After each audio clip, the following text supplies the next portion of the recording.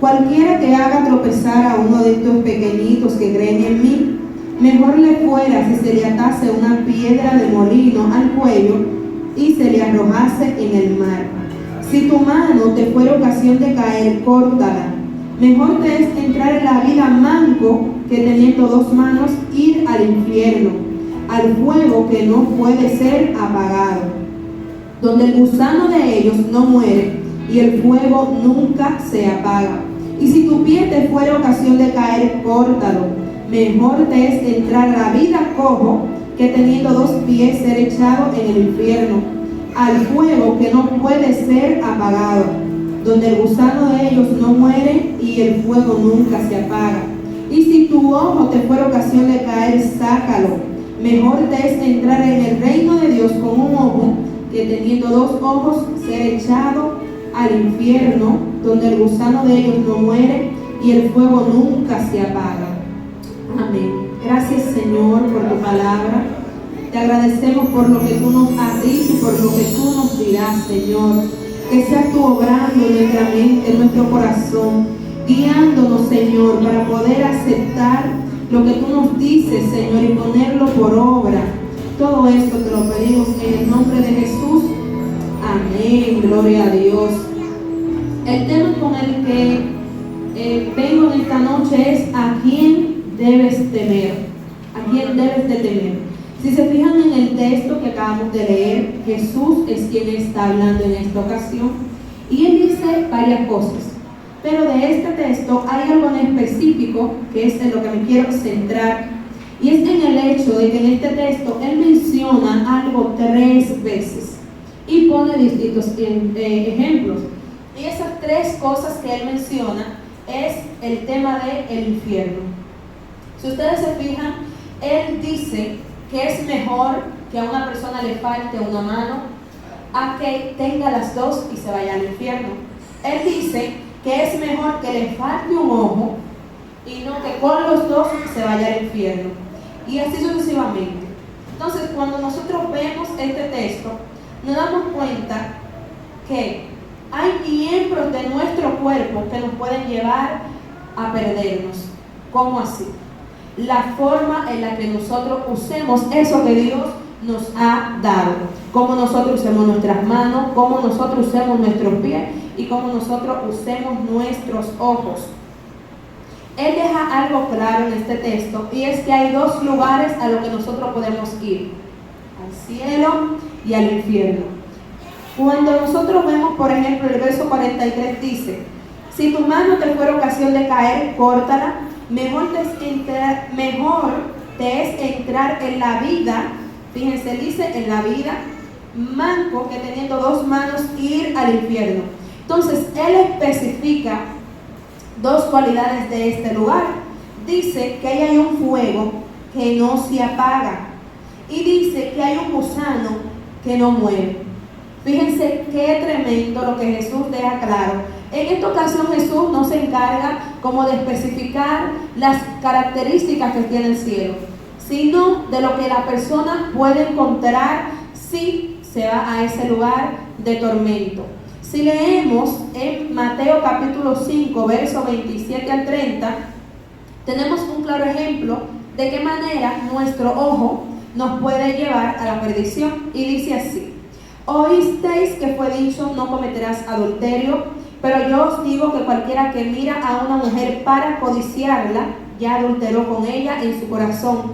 Por tanto, si tu ojo derecho te es ocasión de caer, sácalo y échalo de ti, pues mejor te es que pierda uno de tus miembros y no que todo tu cuerpo sea echado al infierno.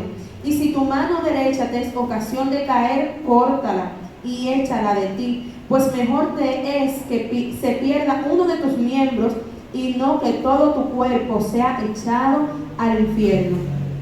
Yo recuerdo que cuando había leído este texto, a mi mente llegaba el hecho de que si él decía que había que cortarse la mano para mejor no pecar y no ir al infierno, y el ojo, yo pensaba eso mismo. Yo decía, pero cuidado si él se refiere al hecho de que uno vea cosas indebidas, o de que uno toque o haga cosas indebidas.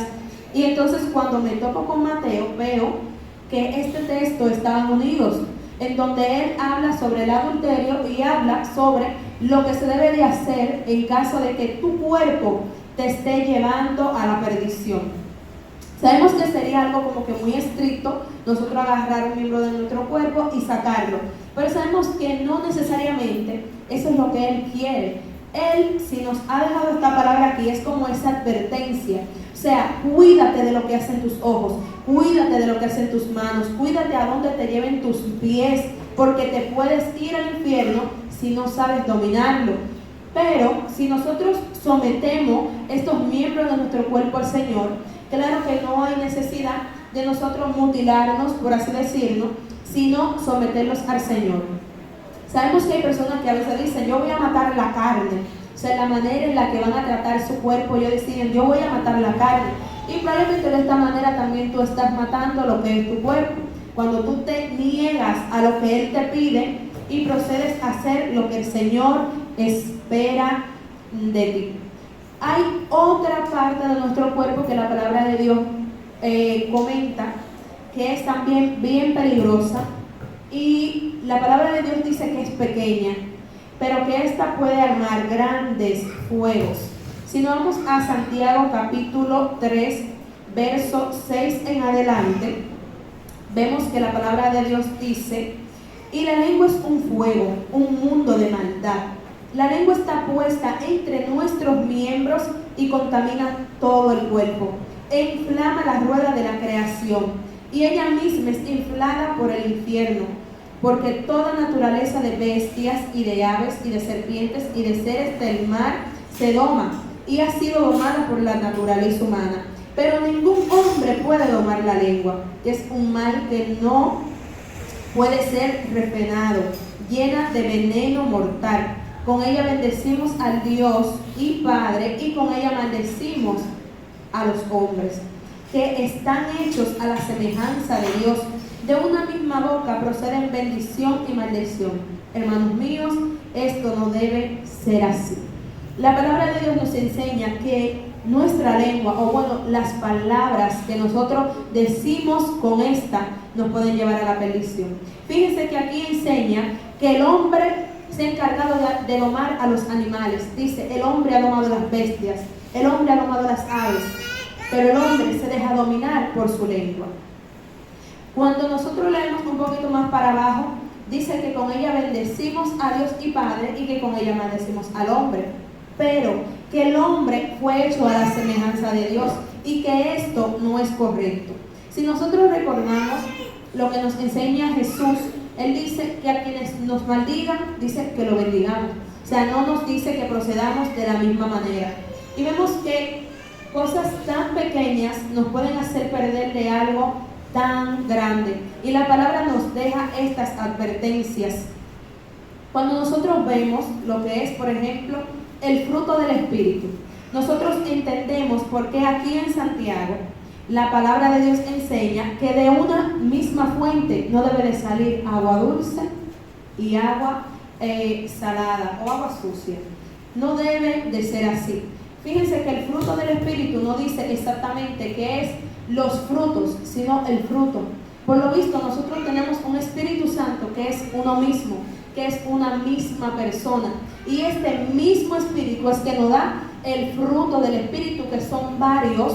Pero cuando nosotros tenemos a ese Espíritu se encarga de ponernos todos esos frutos que se mencionan en la palabra de Dios. Entonces, cuando nosotros vemos eso, la palabra nos deja claro, de una misma fuente no deben de proceder las dos cosas. Y si está procediendo las dos cosas, tenemos que analizarlos. Porque cuando nosotros estamos llenos y revestidos del Señor, puede que en algún momento el enemigo quiera entrar en nosotros, como le pasó a Pedro, que le dijo, Señor, no permitas que eso te acontezca. ¿Y qué le dijo el Señor? Apártate, Satanás. O sea, Él permitió que el enemigo pusiera un pensamiento en él y él procedió a decirlo, pero inmediatamente Jesús lo reprendió.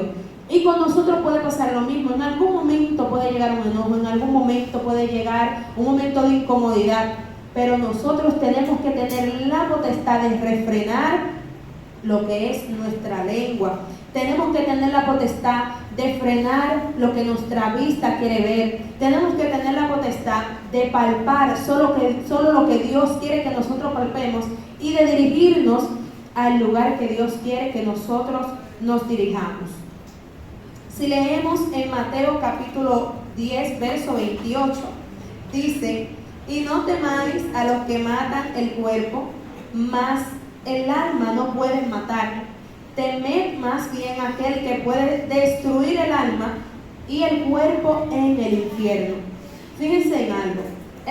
El tema que le dije era a quién debemos de temer.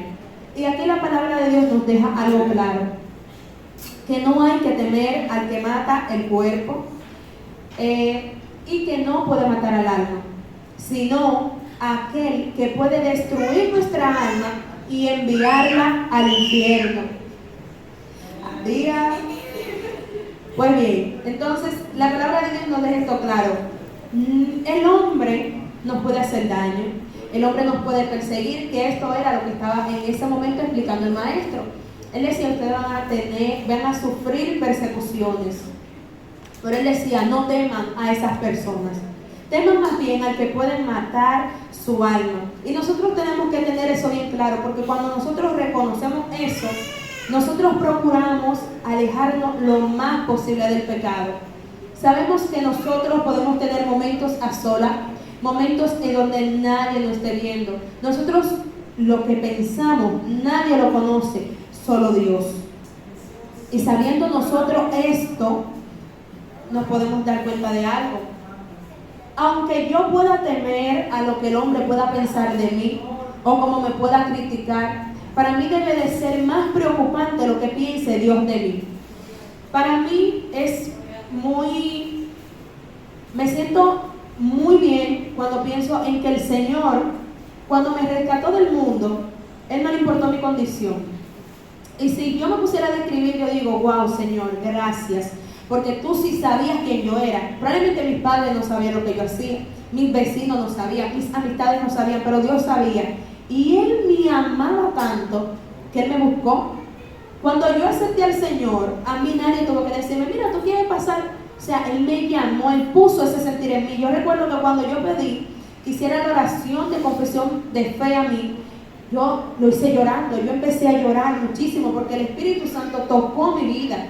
Y cuando yo me pongo entonces a analizar todas las cosas que el Señor fue quitando de mi vida, yo digo: wow, tú eras quien me conocías y tú fuiste quien me buscaste. O sea, Señor, tú me enamoraste, tú buscaste la manera de que yo te sirviera, de que yo estuviera contigo, pero tú sabías quién yo era.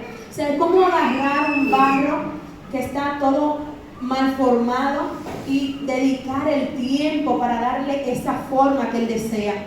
Y hoy en día nosotros nos podemos dar cuenta de algo. Dios sabe quiénes somos cada uno de nosotros. Dios sabe lo que está pasando en este momento por nuestra mente. Y aún así Dios nos ama tanto que Él se encarga de advertirnos y de hablarnos constantemente para que nosotros nos volvamos a Él. Yo no sé cuál sea la condición de ustedes, conozco la mía, pero es probable que hay pecados que me son ocultos de mí misma. Vemos a David que lo decía: Señor, aún de lo que me es oculto, porque hay cosas que uno puede tener que uno no las reconozca. Entonces, cuando nosotros nos presentamos delante del Señor, vemos que Él conoce aún eso que está oculto, y aún así Él en esta noche está buscando la manera de que si hay algo que está mal en nosotros, si hay algo que nosotros no nos estamos dirigiendo correctamente, Él está buscando la manera de que nosotros nos volvamos a Él y caminemos conforme a su voluntad. Vean cuánto nos ama Dios, porque hay que tener algo claro. El infierno fue creado para Satanás y sus ángeles.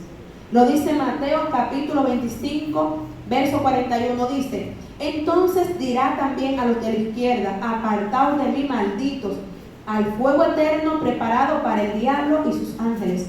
El infierno no fue preparado para nosotros. Nosotros que ya tenemos el conocimiento, que le servimos, que constantemente escuchamos su palabra, que constantemente estamos ahí buscando la manera de estar en su presencia, de hablar con Él. Sabemos que el infierno existe, pero que no fue creado para nosotros. Un mensaje que nos habla del infierno no nos debe de nosotros traer, se podría decir, un miedo, sino hacernos estar alertas. Sabemos que la venida del Señor es como un ladrón que nosotros no estamos esperando, porque cuando a una persona le van a asaltar, esa persona no lo está esperando, pero entonces llega de pronto. Nuestro Señor va a venir de esa manera. Entonces nosotros tenemos que estar velando y orando para que esto no nos agarre de imprevisto. Si nosotros leemos en Mateo capítulo 7, verso 21 al 23, nos especifica cómo es que nosotros podemos entrar al cielo, porque claro, yo puedo decirte, esto te puede llevar al infierno, esto puede hacer que tú te pierdas, pero la palabra de Dios también nos dice cómo nosotros podemos ir al cielo.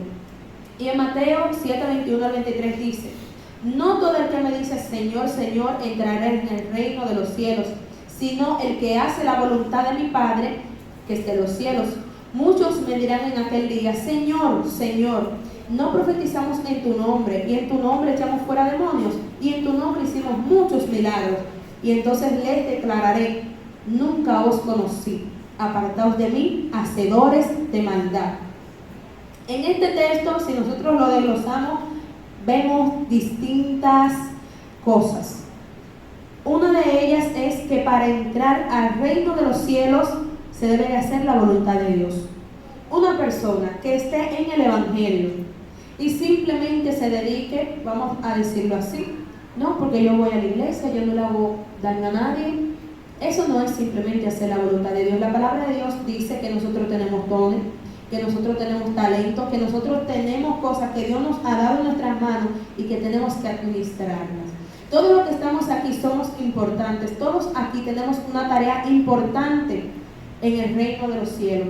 Pues la misma palabra de Dios dice: la mies es mucha, mas los obreros pocos. Probablemente aquí vemos muchos, pero pocos son obreros. Pocos dicen: yo voy a trabajar para la obra, yo me voy a dedicar a eso. Heme aquí, Señor, estoy disponible. Otra cosa que nosotros podemos ver en este texto es que no todo el que diga Señor, Señor, entrará en el reino de los cielos. Esto que se está aquí declarando nos enseña, eso no se le estaba diciendo a personas que están en el mundo. Eso se le estaba diciendo a personas que se habían encargado de profetizar, echaban fuera demonios y hacían muchos milagros. Y vemos que la palabra de Dios dice que estas personas eran hacedores de maldad. Porque cuando el Señor le dice: nunca os conocí, apartaos de mí, hacedores de maldad. ¿Y de qué manera nosotros podemos hacer maldad? Pues la misma palabra nos ha declarado. Nosotros podemos hacer maldad con nuestros ojos al ver a una persona y codiciarla. Nosotros podemos hacer maldad al no usar nuestras manos de manera correcta, al dirigir nuestros pasos a los lugares que el Señor no desea que nosotros vayamos.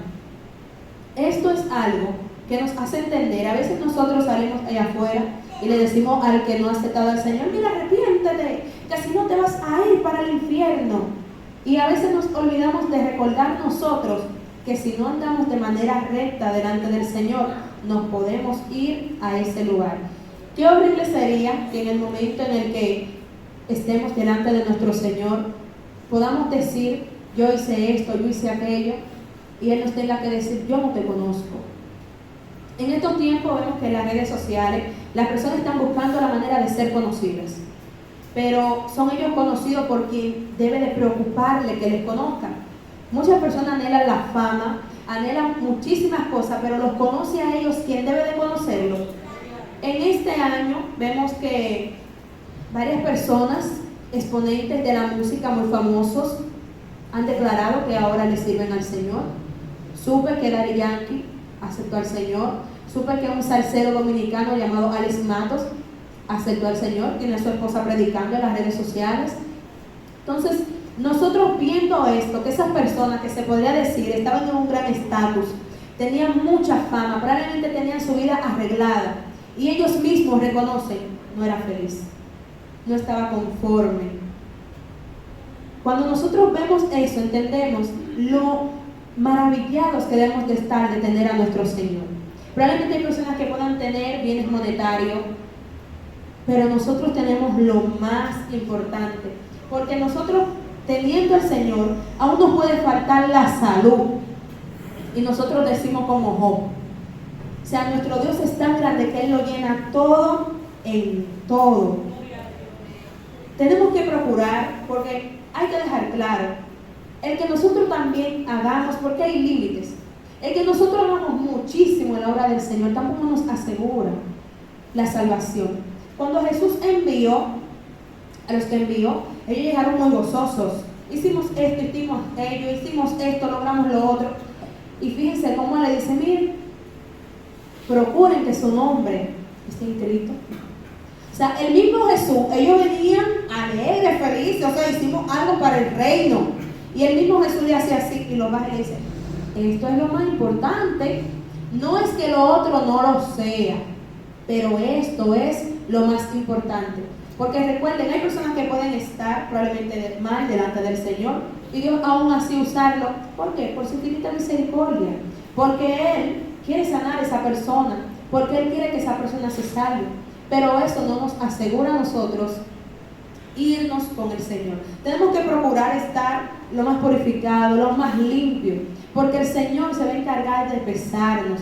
El Señor se va a encargar de medir lo que nosotros hicimos. Y si cuando nosotros estemos delante de Él, nosotros fuimos hacedores de maldad, qué triste sería haber dedicado nuestra vida al Señor para al final perdernos. Cuando yo estaba investigando sobre este tema, me topé con cosas que yo dije, gracias Señor por las enseñanzas que uno recibe en la congregación, porque si no hubiera terminado yo confundida. Sucede que hay personas, distintas corrientes que piensan de manera distinta hacia el infierno, y cada persona escoge los textos que desea escoger para hablar del mismo.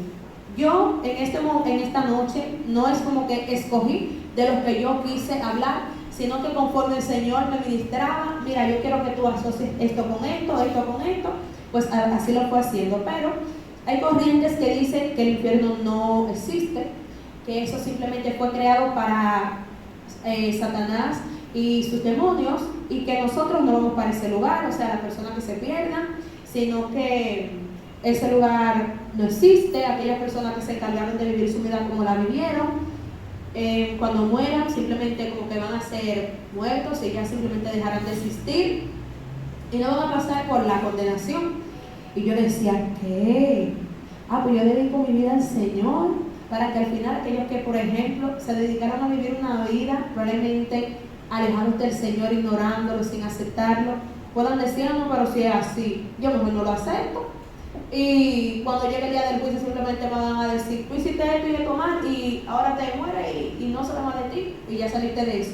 No estoy diciendo con eso que uno desee que las personas vivan ese juicio, pasen por eso, pero aquellas enseñanzas que a veces uno encuentra por ahí, las personas distorsionando lo que ya dice la palabra de Dios, uno dice, Dios mío, cuántas personas engañadas, cuántas personas pensando cosas que son erróneas y siendo engañadas por el hombre, cosa que simplemente lo que puede provocar es que el hombre se aleje de lo que Dios quiere hacer de ellos. Ya para culminar, leemos Marcos capítulo 9, 49 al 50, que dice, porque todos serán salados con fuego y todo sacrificio será salado con sal. Buena es la sal, mas si la sal se hace insípida, ¿con qué la sazonaréis? Tened sal en vosotros mismos y tened paz los unos con los otros. Algo que no recalqué en el texto que leí es que el Señor hay algo que deja claro, y es que nosotros tenemos que cuidar a nuestro hermano. Nosotros tenemos que procurar no hacer que nuestro hermano se desvíe. Tenemos que procurar cuidar su corazón.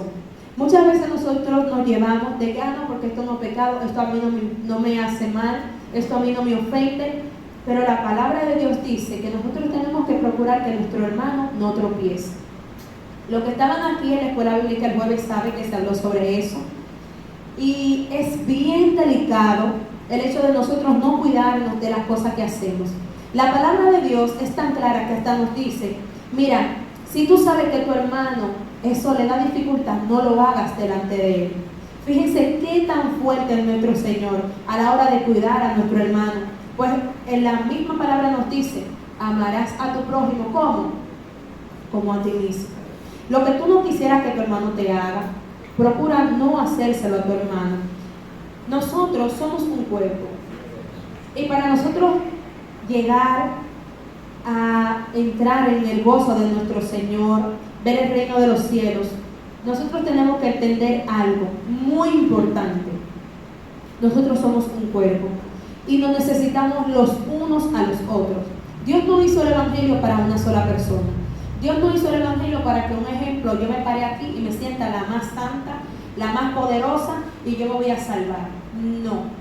Todos nosotros estamos aquí para levantarnos, para ayudarnos, para aconsejarnos. Probablemente yo estoy aquí en esta noche exhortando esta palabra, pero dentro de unos minutos yo necesito que alguien me exhorte a mí. Nosotros estamos aquí para hablarnos mutuamente, para ayudarnos mutuamente, para guiarnos mutuamente.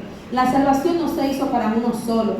Si nosotros vemos que nuestro hermano está teniendo dificultad, que hay algún miembro de su cuerpo que lo puede hacer caer, y usted lo está notando, usted está en la facultad de usted hablar a su hermano con todo el amor que se merece y con la mansedumbre, porque la Biblia nos dice no que no se debe de corregir el pecado, sino que cuando uno vaya a hacerlo, lo haga con mansedumbre, lo tiene que hacer con cuidado, porque una persona se puede ofender si nosotros no le hablamos de la manera correcta. Entonces, sabiendo nosotros esto, tenemos que buscar no solamente nuestra salvación. En esta noche nosotros hablamos de a quién debemos de temer. A nuestro Dios, que es el que tiene la potestad de mandarnos al infierno. Pero nosotros tenemos que velar por nuestro hermano, para que éste también no se descarrile y se vaya para ese lugar de tormento. Aquí en el texto que leí, deja claro que todo será salado con fuego. Todo sacrificio será salado con sal, pero que la sal es buena, pero que si la sal pierde su esencia, será insípida. La palabra de Dios, ¿qué nos dice? ¿Qué nos dijo Jesús? Ustedes son la sal del mundo. Pero imagínense que nosotros perdamos la esencia, que nosotros perdamos eso que el Señor nos ha declarado. No sé si ustedes saben, pero la sal preserva. Cuando nosotros entendemos eso, nos vemos cada uno como columnas, como hermanos que se ayudan, que se sustentan, que se dicen, ven, yo te levanto, tú no tienes que quedarte ahí. Nosotros no estamos para ser así, nosotros estamos para ser así. Pues cuando nosotros vemos a la mujer adúltera, cuando las personas la iban a apedrear, probablemente esa persona tenía la mano llena de piedra, pero imagínense que ellos hubieran soltado esas piedras, lo hubieran tenido vacía para poder agarrar la mano de esa mujer y decirle, ven, yo te levanto, yo estoy aquí para ayudarte. Entonces soltemos las piedras, soltemos lo que nos hace juzgar a nuestro hermano, lo que no nos deja acercarnos a él y decir, fulano, esta palabra, esto que tú dijiste, no lo encuentro bien. Mira, la palabra de Dios enseña esto y esto, y nosotros los que deseamos la corrección tenemos que tener la mansedumbre para aceptar lo que nos dice. Pues la persona que nos habla y nos aconseja no quiere nuestra perdición. Y si nos habla, como la palabra nos dice, habla a tu hermano. No es que nos abochorna, porque hay personas que se encargan de abochornar y delante de la persona decir, pero fulano, tú sabes que tú hiciste eso, ¿qué va a pasar? Esa persona va a ser un escudo para decir, espérate, esta persona me ofendió, esta persona me está tratando mal, me está martillando. Pero si tú le hablas a tu hermano, ven acá, mira, tú sabías que tú dijiste tal y tal y tal cosa. No, mira, lo que pasa es que la palabra de Dios enseña que esto es así, así, así. Y es probable que si tú haces eso te lleve a la perdición. Y yo no quiero que tú te pierdas porque yo te amo, porque tú me importas como mi hermano, porque tú eres parte de mi cuerpo. Le aseguro que será muy diferente a si nosotros agarramos a una persona y lo estrujamos y lo remediamos. Y ven acá que tú hiciste esto. Será muy diferente. No podemos perder nuestra esencia. Y tenemos que entender a quién yo debo de temer. ¿Quién es que está con su ojo mirándome, inspeccionándome? ¿Quién es desde que yo estaba perdido? Me buscó. Dijo, mira, a esa persona yo quiero salvarlo. Yo quiero darle vida eterna. A ese que nos ha aceptado con todos nuestros errores. a ese que constantemente nos habla y quiere que nosotros cambiemos, quiere transformarnos. Vamos a hacerlo bien para Él. Probablemente nuestro hermano puede haber una apariencia y nosotros nos podamos sentir agradados, pero usted sabe lo bello y hermoso que usted agradarle a ese que se encarga de sustentarlo todos los días, que lo alimenta, que lo viste, que se encarga de que usted tenga un techo en el cual vivir, que lo cuida. Eso es algo maravilloso. Cuando nosotros vemos a Dios como ese Padre que Él dice que es la palabra de Dios, que está ahí atento a nosotros, que no quiere nuestro mal, probablemente nosotros no resabemos tanto cuando Él nos diga: fulano, tú estás haciendo eso mal, vamos a cambiarlo. Y entendamos, espérate, ¿quién es que me está hablando? El que me rescató cuando yo estaba en el lodo, el que me levantó y me limpió. Entonces, vamos a temer a quien se debe de temer, vamos a ayudarnos, vamos a soltar las piedras, vamos a levantarnos, pues nosotros estamos aquí para ir a un lugar en el cual vamos a convivir, adorando a nuestro Señor, glorificando su nombre. Y si desde aquí ya nosotros nos llevamos mal y no nos ayudamos mutuamente, no me quiero imaginar qué puede llegar a pasar en ese lugar eterno. Amén. Dios le bendiga.